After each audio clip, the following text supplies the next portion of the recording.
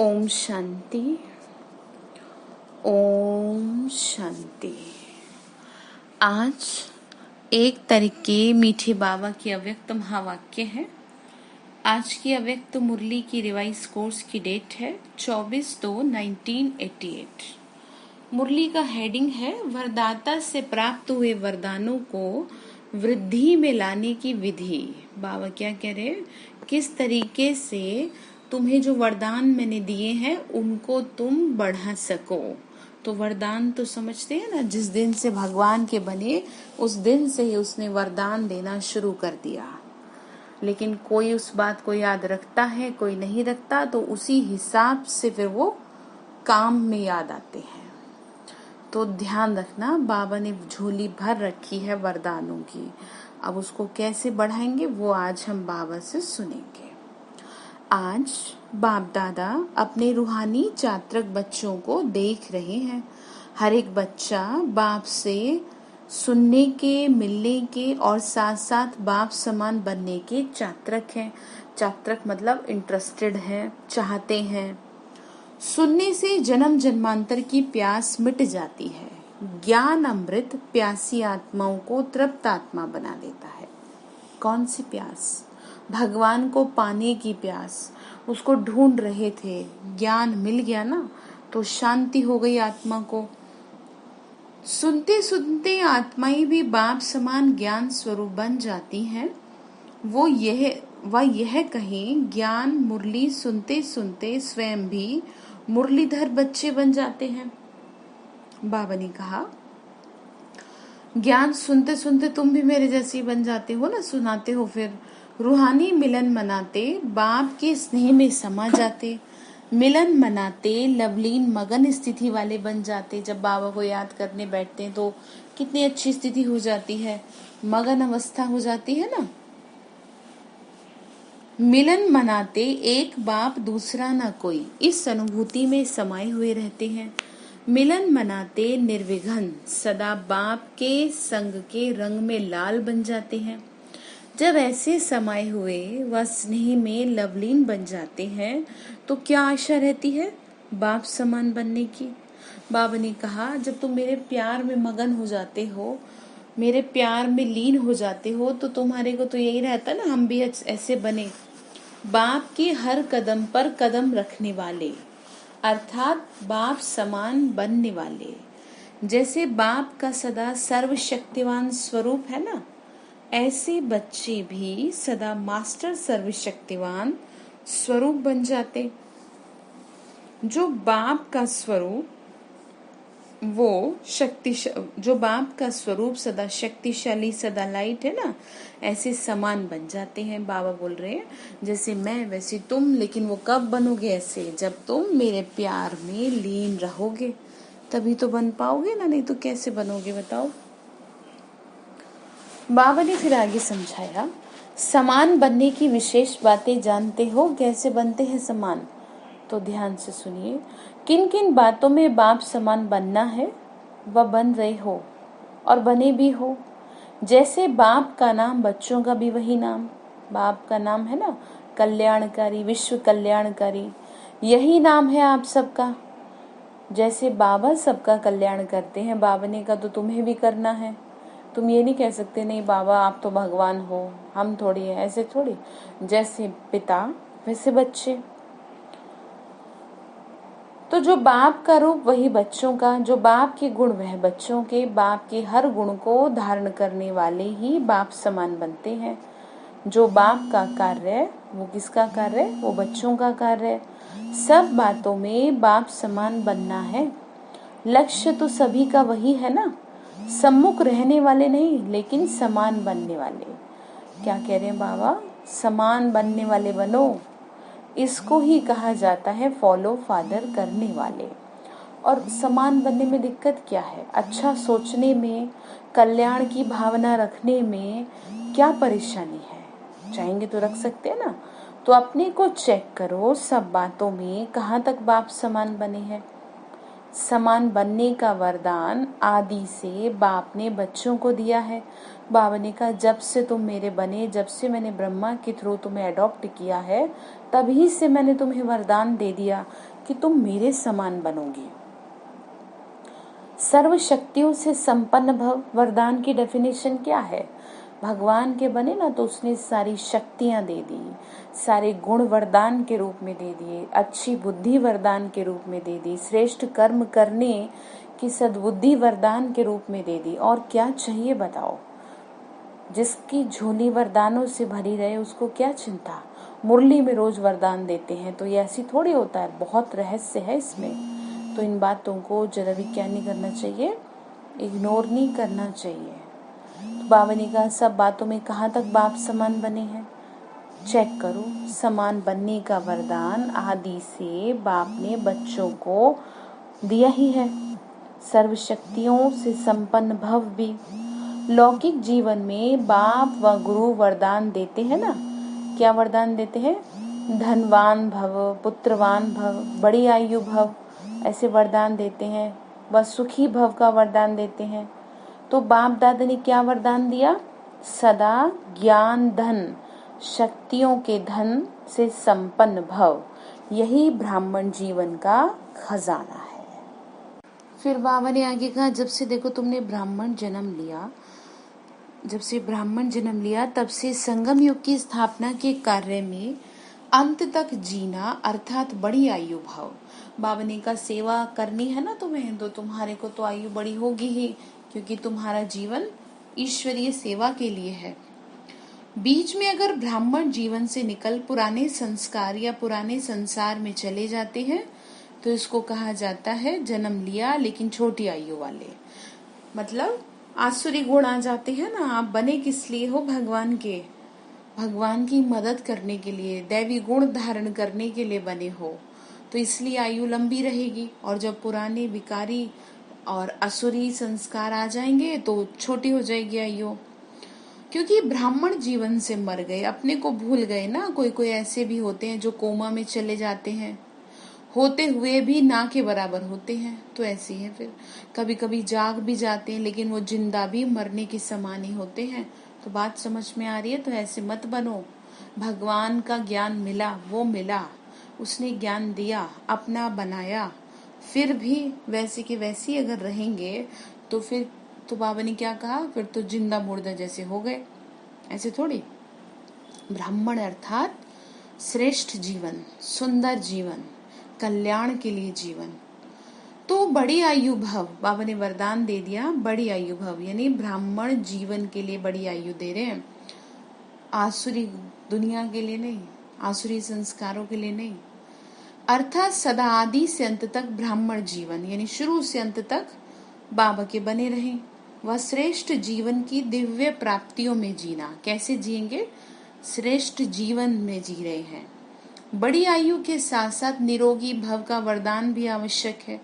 अगर आयु बड़ी है लेकिन माया की व्याधि बार बार कमजोर बना देती है, ध्यान से सुनिए, अगर आयु तो बड़ी है लेकिन माया बार बार कमजोर बना देती है तो वो जीना भी जीना नहीं है। तो बड़ी आयु भव के साथ सदा तंदुरुस्त रहना। कहते हैं ना कि ऐसे जी के क्या करेंगे, बाबा ने कहा सदा तंदुरुस्त भाव, निरोगी भाव अर्थात निर्विघ्न रहना। बार बार उलझन में व दिल शिकस्त की स्थिति के बिस्तर के हवाले नहीं होना। मतलब दुखी से, उदास से, परेशान से मत हो जाना बार बार। जो कोई बीमार होता है तो बिस्तर हवाले होता है। छोटी छोटी उलझन तो चलते फिरते भी खत्म कर देते हो, लेकिन जब कोई बड़ी समस्या आ जाती है, उलझन में आ जाती है, दिल शिकस्त बन जाते हो, तो मन की हालत क्या होती है? जैसे शरीर बिस्तर के हवाले होता है तो कोई दिल नहीं होती उठने के, इतना बुरा हाल हो जाता है ना। तो सारी बीमारियों की जड़ तो बीमार मन है, तो उसी को ठीक करने का बाबा वरदान दे रहे हैं। गहराई से मुरली को समझें। तो ऐसे यहाँ भी योग में बैठेंगे तो भी दिल नहीं लगेगी, ज्ञान भी सुनेंगे तो भी दिल नहीं लगेगी, सेवा में भी दिल से नहीं करेंगे, दिखावे से व डर से व लोक लाज से करेंगे। तो इससे सदा तंदुरुस्त जीवन नहीं रहेगी। तो आयु बड़ी भव अर्थात निरोगी भव इसको कहा जाता है। समझ गए? आयु कैसे बड़ी रहेगी? आयु बड़ी रहने का बाबा ने बता दिया ना, कैसे रहती है बड़ी, जब ध्यान रखते हैं वरदानों को। और निरोगी कैसे रहेंगे? जब सही रखेंगे किसको? मन को। मन सही तो तन भी सही, तो बीमारी थोड़ी लेनी है। ठीक है, निरोगी रहेंगे तभी तो आयु बड़ी भी अच्छी लगेगी। फिर कहा पुत्रवान भव व संतान भव। आपके संतान है, 2-4 बच्चे नहीं पैदा किए, संतान भव का वरदान है ना। 2-4 बच्चों का वरदान नहीं मिलता, लेकिन जब बाप समान मास्टर रचयिता की स्टेज पर स्थित हो तब ये सब अपनी रचना लगती है। ये सारी सृष्टि क्या है? रचना है। बाबा ने कहा तुम क्या हो? इस पूरी दुनिया के कल्याण के निमित्त बने हो, मत भूलो इस बात को। सब तुम्हारी रचना है ये। मास्टर रचता, बाबा ने कहा हद के नहीं, जो 2-4 जिज्ञासु हमने सुनाया ये मेरे नहीं, मास्टर रचता की स्टेज बेहद की स्टेज है, सृष्टि की स्टेज पर रहो। बाबा ने कहा किसी भी आत्मा को व प्रकृति के तत्वों को अपनी रचना समझ विश्व कल्याणी, अपनी रचना समझ विश्व कल्याणकारी स्थिति के हर एक के प्रति कल्याण की शुभ भावना, शुभ कामना रहती है। बाबा कह रहे बच्चे विश्व कल्याण का तुम्हें टाइटल मिला है, तुम्हारी तो हर एक के प्रति भावना शुभ रहनी चाहिए। रचना की रचना प्रति यही भावनाएं रहती हैं। जब बेहद की मास्टर रचयिता बन जाते हो तो कोई हद की आकर्षण आकर्षित नहीं कर सकती। इसका मतलब ये है कि जब भगवान ने इतनी बड़ी जिम्मेदारी आप पे सौंप दी है तो आप अपने को ये कैसे भूल जाते हो कि मेरे 2-4 बच्चों का ही परिवार है, बेहद का परिवार है, आपको तो सबके प्रति करना है। फिर आप एक दो लोगों के दुख से दुखी नहीं हो सकते। फिर तो ऐसे होगा ना कि अगर आप नहीं करेंगे, आप रोएंगे तो संसार रोएगा, आप दुखी होंगे तो संसार दुखी होगा, ये फिर वो वाली बात हो जाएगी। बाबा ने कहा तुम्हारे पे तो बेहद की जिम्मेदारी सौंपी है मैंने, तो तुम इस जिम्मेदारी को अच्छी तरह स्वीकारो। तो सबसे पहले कहा जाता है चैरिटी बिगिंस एट होम। सबसे पहले शुरुआत घर से करो। घर में जो भी जुड़ा है आपसे, सबके कल्याण के लिए स्पेशल 5-5 मिनट के लिए योग करो। फिर धीरे धीरे कॉलोनी, फिर धीरे धीरे शहर, ऐसे करके बढ़ेगा। फिर तभी तो बनेंगे ना, अदरवाइज ग्लोब के ऊपर बैठ करके वाइब्रेशन दो। बाबा ने कहा फिर तुम छोटी मोटी चीजों से आकर्षित नहीं हो सकते हद की। मतलब परिवार में कोई छोटी समस्या आई उससे परेशान हो गए जरा सी बात से, शरीर में कोई आए तो उससे हो गए, ऐसे नहीं हो सकते। आपको तो बहुत बड़ी जिम्मेदारी दी है, और जब आप औरों के लिए करेंगे तो आपका तो अपने आप ठीक होगा सब। सदा अपने को कहाँ खड़ा हुआ देखेंगे, कहाँ पर, मतलब I am on this stage. हमेशा जैसे वृक्ष का रचता बीज है ना, जब वृक्ष की अंतिम स्टेज आती है तो वो बीज ऊपर आ जाता है ना, ऐसे बेहद के मास्टर रचयिता सदा अपने को इस कल्प वृक्ष के ऊपर खड़ा हुआ अनुभव करेंगे। क्या कहा? सृष्टि रूपी कल्प वृक्ष के ऊपर, क्योंकि बेहद का, बेहद मतलब अनलिमिटेड, बाप है ना बेहद का। तो बाबा ने कहा तुम मेरे साथ साथ वृक्ष के ऊपर हो, मास्टर बीज रूप बन, शक्तियों की, गुणों की, शुभ भावना, शुभकामना की, स्नेह की, सहयोग की किरणें फैलाएंगे। कौन कौन सी किरणें फैलाएंगे? ध्यान रखिएगा, बाबा के साथ, ठीक है, बाबा के साथ सूक्ष्म वतन में चल करके किरणें फैलानी है, शुभ भावना कामना की भी, सहयोग की भी। जैसे सूर्य ऊंचा रहता है ना तो सारे विश्व में स्वतः ही किरणें फैलती हैं, ऐसे मास्टर रचयिता व मास्टर बीज रूप बन सारे विश्व को किरणें व पानी दे सकते हो।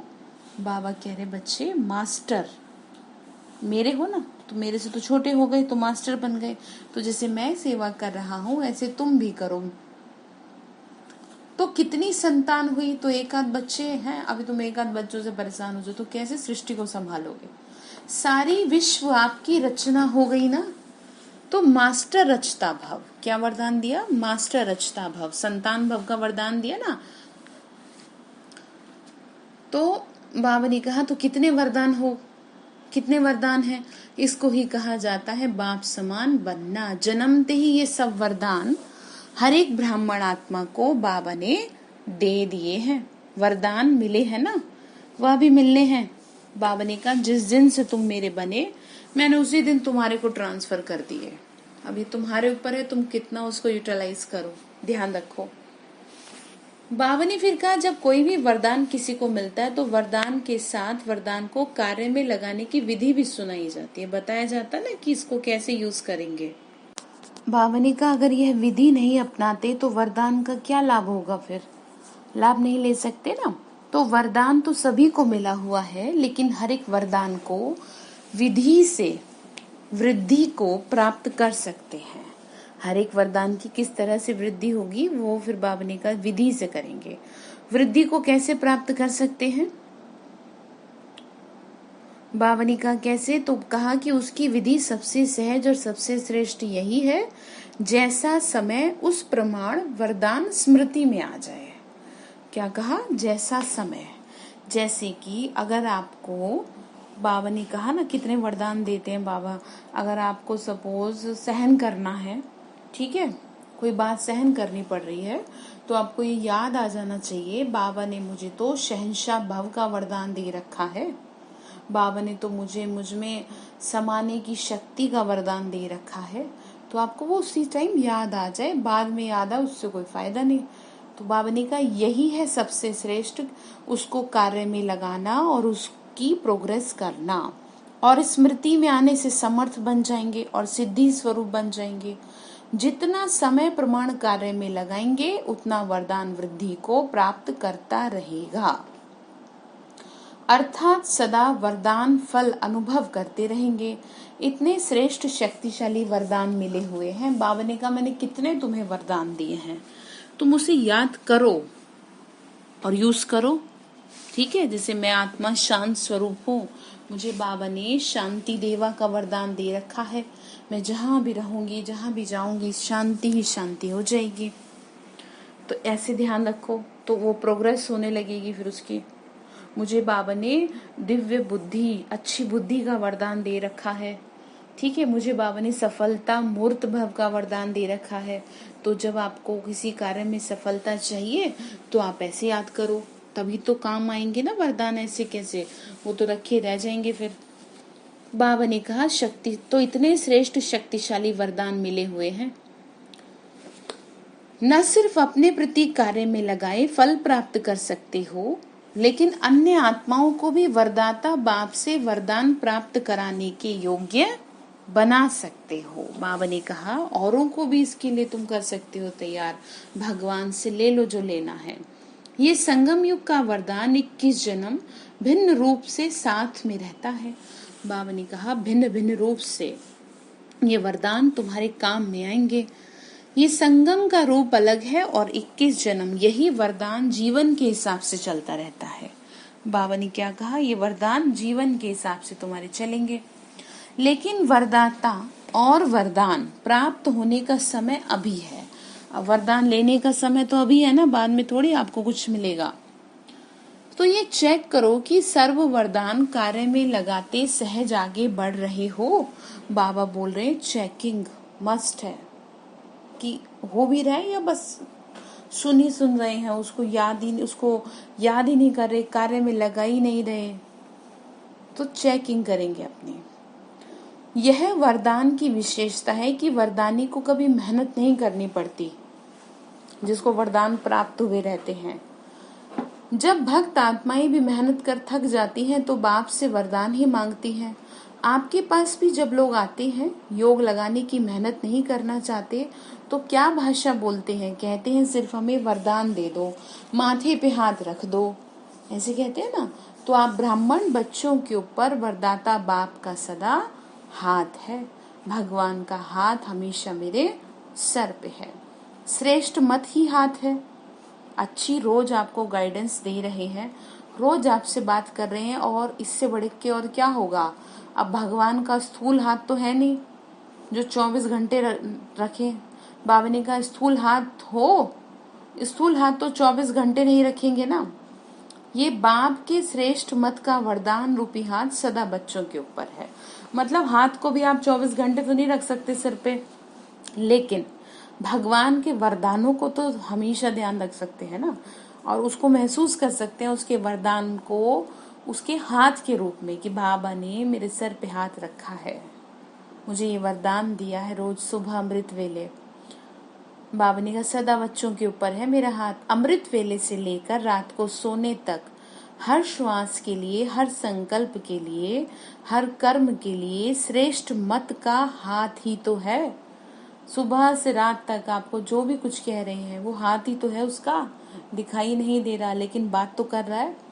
इसी वरदान को विधि पूर्वक चलाते तो कभी भी मेहनत नहीं करनी पड़ती। बाबा ने कहा ये बात अगर तुम ध्यान रखो तो तुम्हें जीवन में कभी मेहनत ना करनी पड़े, लेकिन भूल जाते हो, ये तो दिक्कत है ना सारी, भूल जाते हो तुम सब, तो इसलिए दुखी हो जाते हो। फिर आगे क्या कहा बाबा ने, जैसे कि देवताओं के लिए गायन है ना, इच्छा मात्रम अविद्या, यह है फरिश्ता जीवन की विशेषता। देवताई जीवन में तो इच्छा की बात ही नहीं है, ब्राह्मण जीवन सो फरिश्ता जीवन बन जाती है, अर्थात कर्मातीत स्थिति को प्राप्त हो जाते हैं। किसी भी शुद्ध कर्म व व्यर्थ कर्म व विकर्म व पिछला कर्म, किसी भी कर्म के बंधन में बंधकर करना, इसको कर्मातीत अवस्था नहीं कहेंगे। बाबा ने क्या कहा, किसी भी कर्म के, बाबा ने कहा देखो बच्चे, एक है कर्म का संबंध, एक है बंधन। तो जैसे ये गायन है ना, हद की इच्छाओं से अविद्या, तो ऐसे फरिश्ता जीवन व ब्राह्मण जीवन अर्थात मुश्किल शब्द की अविद्या, इसकी अविद्या करेंगे। मुश्किल शब्द मतलब बोझ से अविद्या, बोझ को भूल जाओ, मालूम ही नहीं कि वो क्या होता है। तो वरदानी आत्मा अर्थात मुश्किल जीवन से अविद्या का अनुभव करने वाली है। बात समझ में आई? क्या कहा, बोझ, उसको भूलना है, तभी तो वरदानी जीवन का अनुभव होगा। इसको कहा जाता है वरदानी आत्मा। तो बाप समान बनना अर्थात सदा वरदाता से प्राप्त हुए वरदानों से पलना, सदा निश्चित विजय अनुभव करना, सदा निश्चिंत जीवन। अच्छा, फिर कहा कई बच्चे पुरुषार्थ तो बहुत अच्छा करते हैं, लेकिन पुरुषार्थ का बोझ अनुभव होना, ये यथार्थ पुरुषार्थ नहीं है। जैसे कि मतलब आपको ये टेंशन लगी रहे, मेरा ये नहीं हुआ, मेरा वो नहीं हुआ, वो भी बोझ नहीं। करना तो आपको है ही, करना भी चाहिए, अटेंशन देना है, बोझ नहीं रखना है, अटेंशन रखना है। ये ब्राह्मण जीवन की विधि है, लेकिन अटेंशन टेंशन में बदल जाता है, नेचुरल अटेंशन नहीं रहता, मतलब सावधानी नहीं रहती, टेंशन करते रहते हैं। इसको भी यथार्थ अटेंशन नहीं कहेंगे। जैसे जीवन में स्थूल नॉलेज रहती है ना कि ये चीज अच्छी है, यह बात करनी है, यह नहीं करनी, तो नॉलेज के आधार पे नॉलेजफुल तो होते हैं, उसकी निशानी है, उसको नेचुरल अटेंशन रहता है। मतलब कौन सी बात गलत है, कौन सी सही है, ये कॉमन सेंस सब में होता है। बाबा ने कहा वो नेचुरल अटेंशन कहते हैं उसको। ये खाना है, ये नहीं खाना, ये करना है, ये नहीं करना, हर कदम में टेंशन नहीं रहता कि ये करूं नहीं करूं, ये खाऊं नहीं खाऊं, ऐसे चलूं व नहीं, नेचुरल नॉलेज की शक्ति से अटेंशन है। बात समझ में आ गई? तो क्या रहे, नेचुरल अटेंशन रहे, बोझ ना रहे। मतलब सपोज आपका अमृत वेला किसी दिन मिस हो गया, कोई चीज मिस हो गई, तो उस बात की आपको टेंशन नहीं, उसकी अटेंशन रखनी है कि कल मुझे मिस नहीं करना हर हाल में, अगर आज मिस हुआ है तो उसका मैं डबल कर लूं। बाबा ने कहा तो नेचुरल होना चाहिए, नेचुरल नॉलेज की शक्ति से अटेंशन। ऐसे यथार्थ पुरुषार्थी का हर कदम हर कर्म में नेचुरल अटेंशन रहता है, क्योंकि नॉलेज की लाइट माइट स्वतः यथार्थ रूप से, यथार्थ रीति से चलाती है। पता रहता है जब सब कुछ, तो कुछ गड़बड़ होगी नहीं। ज्ञान को बुद्धि में रखेंगे तो सब परफेक्ट रहेगा। अटेंशन जरूर रखो, लेकिन टेंशन के रूप में नहीं। जब टेंशन में आ जाते हो तो चाहते तो बहुत काम करने व बनना चाहते हो नंबर 1। बाबा ने कहा आप चाहते तो नंबर 1 हो, लेकिन टेंशन जितना चाहते हो उतना करने ने। लेकिन बाबा ने कहा टेंशन जितना चाहते हो उतना करने नहीं देता, मतलब फिर वो टेंशन वाला योग हो जाएगा, टेंशन वाला पुरुषार्थ हो जाएगा। टेंशन और अटेंशन में फर्क है। टेंशन मतलब है चिंता, अटेंशन मतलब है सावधान। उस चीज के लिए आप सावधान हो जाएं कि आपको ये चीज छोड़नी है या आपको ये काम करना ही है, भूलना नहीं है। बावनी का टेंशन के चक्कर में फिर वो हो ही नहीं पाता, आपसे टेंशन को पैदा कर देता है, फिर वो टेंशन और, क्योंकि जो चाहते हो वो तो होता नहीं और ही टेंशन बढ़ जाता है। तो बात समझ में आई टेंशन अटेंशन की। पुरुषार्थ क्या है? पुरुषार्थ ध्यान देना इन बातों पे, ऐसे नहीं बस। फिर बाबा ने आगे कहा, कई बच्चे पुरुषार्थ तो बहुत अच्छा करते हैं लेकिन पुरुषार्थ का बोझ अनुभव होता है। ये पुरुषार्थ यथार्थ नहीं है। फिर जिसको बोझ लगे वो फिर पुरुषार्थ थोड़ी हो जाएगा, वो सही नहीं है फिर, मतलब यथार्थ समझ रहे ना, सही नहीं है वो, उसको पुरुषार्थ नहीं कहेंगे। अटेंशन रखना ये ब्राह्मण जीवन की विधि है, लेकिन अटेंशन जो है किस में बदल जाता है? वो टेंशन में बदल जाता है। तो फिर जो योग जो भी कुछ होगा वो फिर आपका मार्क्स नहीं मिल पाएंगे ना, उसको मजा नहीं आएगा आपको, वो तो फिर टेंशन ही हो गई आपको। ठीक है, बाबा हमें समझाते बहुत अच्छे से। देखो इसको भी यथार्थ भावनी का नेचुरल अटेंशन नहीं रहता, आपको अपने आप पता होना चाहिए ना हर चीज की, जैसे कॉमन नॉलेज है ऐसी ये भी पता होना चाहिए। नेचुरल बातें जो बाबा ने बताई कि आपको योग करना है तो करना ही है, उसको आप भूल नहीं सकते हो। नेचुरल अटेंशन नहीं रहता, इसको भी यथार्थ अटेंशन नहीं कहा जाएगा अपने आप। मतलब जैसे जीवन में स्थूल नॉलेज रहती है ना कि यह चीज दिमाग में रहता नहीं, कि जैसे ये चीज जो है मुझे खानी है या नहीं खानी है, यह करना है या नहीं करना है, हर कदम में टेंशन नहीं रहता। क्या रहता है? अटेंशन रहता है। बाबा ने समझाया ना, अभी आगे भी समझाया, नेचुरल नॉलेज की शक्ति से अटेंशन है। तो ऐसी यथार्थ पुरुषार्थी का हर कदम हर कर्म में नेचुरल अटेंशन रहता है, क्योंकि नॉलेज की लाइट माइट स्वतः यथार्थ रूप से यथार्थ रीति से चलाती है। जब ज्ञान बुद्धि में रहेगा तो सब कुछ परफेक्ट रीति से चलेगा, फिर आपको उसको खुद को याद दिलाने की जरूरत नहीं पड़ेगी। मुरली के समय मुरली अपने आप बुद्धि में आएगी कि मुरली सुननी है, उसके लिए आपको किसी को कहना नहीं पड़ेगा जाओ जाके सेंटर में मुरली सुनो।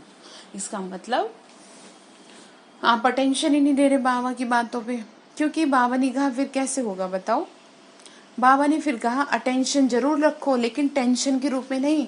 जब टेंशन में आ जाते हो चाहते तो बहुत काम करने की हो लेकिन वो हो नहीं पाता ना, फिर नहीं हो पाता, फिर वो टेंशन ही टेंशन चलती है।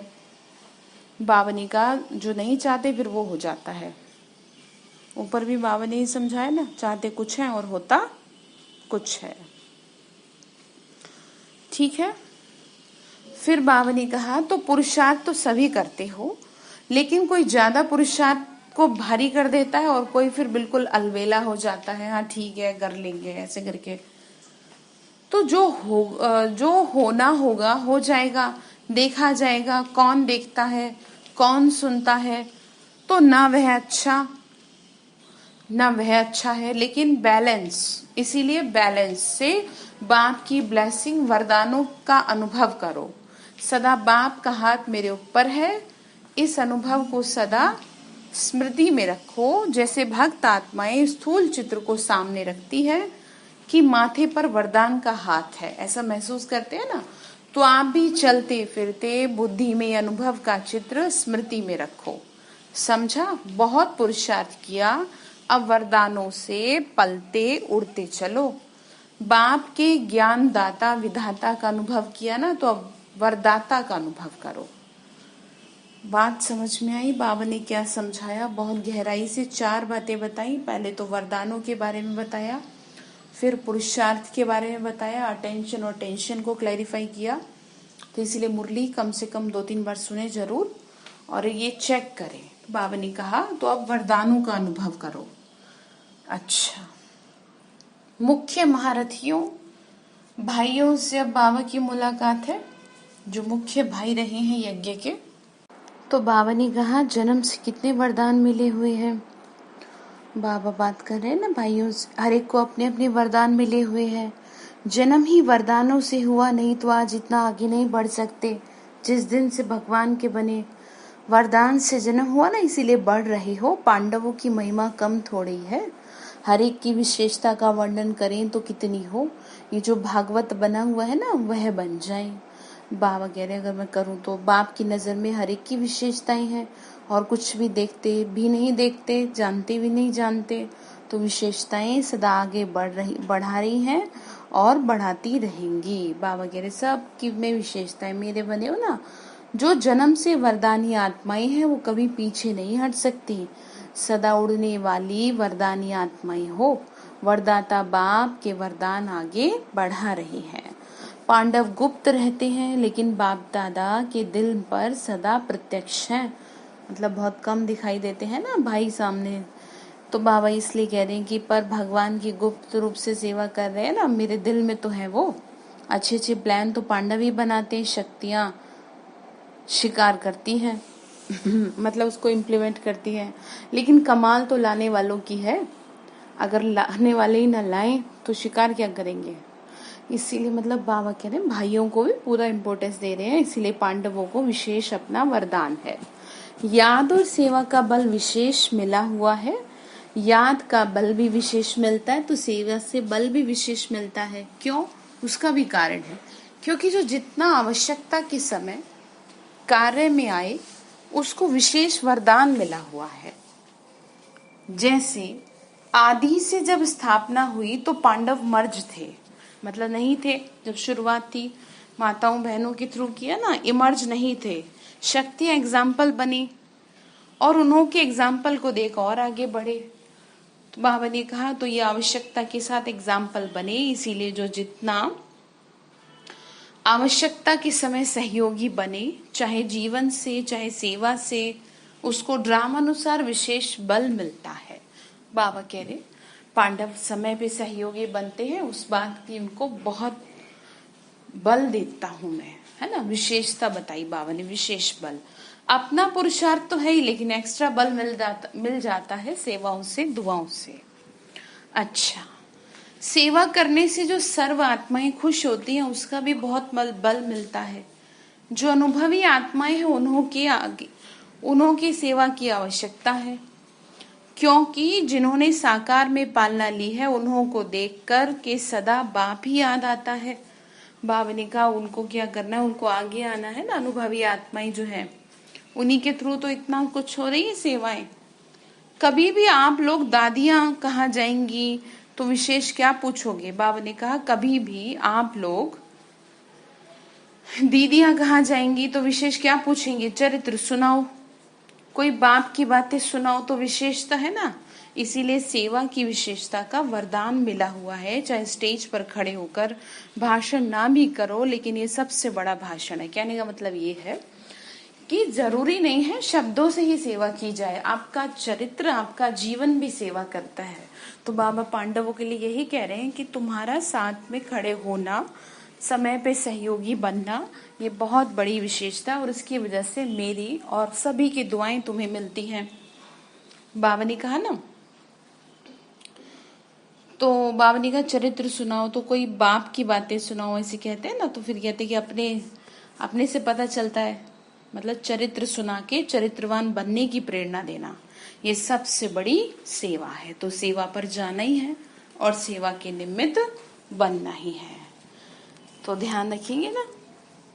अच्छा, सदा हर कदम में बाप को फॉलो करने वाले, सदा अपने को वरदाता बाप के वरदानी श्रेष्ठ आत्मा अनुभव करने वाले, सदा हर कदम सहज पार करने वाले, सदा सर्व वरदान समय पे कार्य में लगाने वाले, ऐसे बाप समान बनने वाले श्रेष्ठ आत्माओं को बाप दादा का वरदाता के रूप में याद, प्यार और नमस्ते। रूहानी हम बच्चों की रूहानी माता पिता बाप दादा को नमस्ते। नमस्ते बाबा, नमस्ते। शुक्रिया बाबा, शुक्रिया। तो आज की मुरली का वरदान है, हद की जिम्मेदारियों को बेहद में परिवर्तन करने वाले स्मृति स्वरूप नष्ट मोहा भव। हद की जिम्मेदारी समझ रहे ना, मेरा घर, मेरा परिवार, मैं कैसे संभालूं, मुझे तो बहुत टेंशन है। नहीं, अब उसको किस में कर दो कन्वर्ट, बेहद की, कि मेरे को तो बाबा ने इतनी बड़ी जिम्मेदारी दे रखी है, मुझे तो सबके कल्याण की भावना, ऊपर बताया ना, शुभ भावनाओं, शुभ कामना बाबा ने कहा मेरे साथ मिलके दो। तो बाबा ने कहा परिवर्तन करने वाले स्मृति स्वरूप नष्ट मोहा भाव। फिर उससे क्या होगा, फिर उससे दो फायदे होंगे। एक तो आपकी सेवा की सेवा हो जाएगी, और उस आत्मा का जो मोह आपको परेशान करता है ना, परिवार का, वो नहीं करेगा, क्योंकि आपकी बेहद में बुद्धि चली गई। नष्ट मोह बनने के लिए सिर्फ अपने स्मृति स्वरूप को परिवर्तन करो। मोह तब आता है जब ये स्मृति रहती है हम गृहस्थी हैं, हमारा घर, हमारा संबंध। अब इस हद की जिम्मेदारी को बेहद की जिम्मेदारी में चेंज कर दो। बेहद की जिम्मेदारी निभाएंगे तो हद की स्वतः पूरी हो जाएंगी, वही बात आ गई ना। लेकिन यदि बेहद की जिम्मेदारी को भूल सिर्फ हद की जिम्मेदारी निभाते हो, मतलब सिर्फ भाई अपने ही उसमें लगे रहते हो, तो क्या होगा? तो बाबा ने कहा हद की जिम्मेदारी निभाते हो तो उसे और ही बिगाड़ते हो, क्योंकि वो फर्ज, वो मोह का मर्ज हो जाता है। इसीलिए अपने स्वरूप को परिवर्तन कर नष्ट मोहा बनो। यानी सिर्फ अपने ही टेंशन में मत रहो कि मेरे ये चीजें बेटर हो जाएं। आप ये सोचो कि आपको तो बाबा की सेवा करनी है बेहद की बुद्धि रख के, सबके कल्याण के लिए, तो सब कुछ परिवार भी अच्छा हो जाएगा। स्लोगन है, ऐसी तीव्र उड़ान भरो जो बातों रूपी बादल सेकंड में क्रॉस हो जाए। इतनी तेजी से बाबा के पास उड़ के चलो। तो बाबा ने होमवर्क क्या दिया, हद की जिम्मेदारियों को बेहद में चेंज करना है, तो इस पर काम करना है। अच्छा, ओम शांति।